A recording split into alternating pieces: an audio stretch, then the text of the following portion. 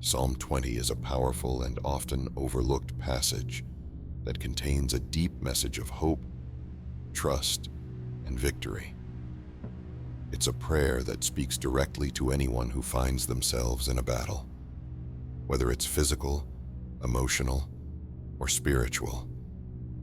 Today, we're diving into Psalm 20, using the New Living Translation to uncover the significance behind this scripture and how it applies to our lives today.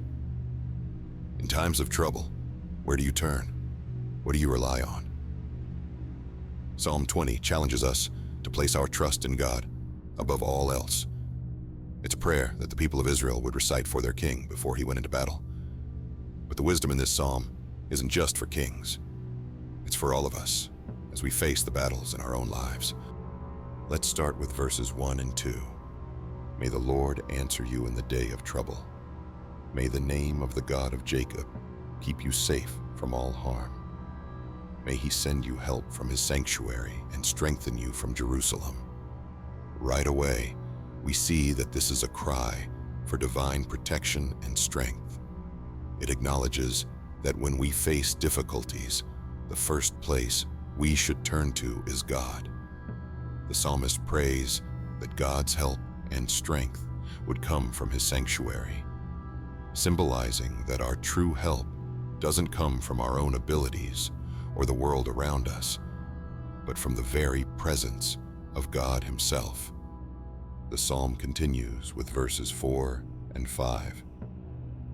May he grant your heart's desires and make all your plans succeed. May we shout for joy when we hear of your victory and raise a victory banner in the name of our God.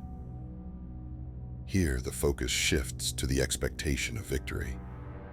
It's not just a wishful hope. It's a confident declaration that God will answer and bring success.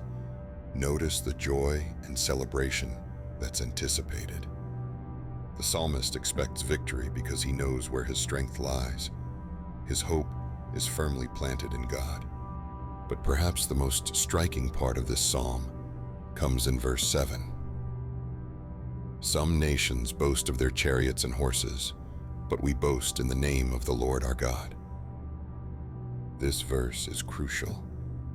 It highlights a sharp contrast between those who trust in earthly power, whether it's military strength, wealth, or personal abilities, and those who place their trust in God. The chariots and horses represent worldly resources, things that might seem reliable, but can ultimately fail.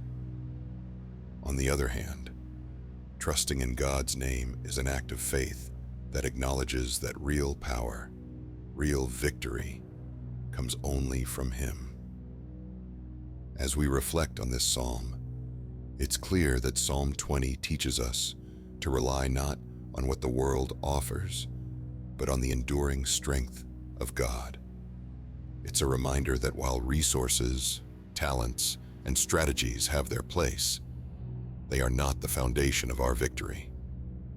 The foundation is God Himself. The psalm concludes with a declaration of confidence. Give victory to our King, O Lord. Answer our cry for help. This isn't just a cry for battle, but for everyday life. We all face challenges that require God's intervention. Psalm 20 encourages us to cry out to God, knowing He hears and answers. So how does this apply to you? Maybe you're in a tough season, struggling with a decision, facing fear, or feeling overwhelmed by life's pressures. Psalm 20 invites you to shift your trust from what's seen to what's unseen. It's an invitation to bring your battles to God, knowing that He is the source of strength, victory, and peace. Today, let's take the lesson from Psalm 20 to heart. In every challenge, before looking to the world for answers, look to God. Seek His guidance first. Place your trust in Him, and watch as He turns your struggles into victories. Because when our trust is in the name of the Lord our God, we're standing on a foundation that cannot be shaken.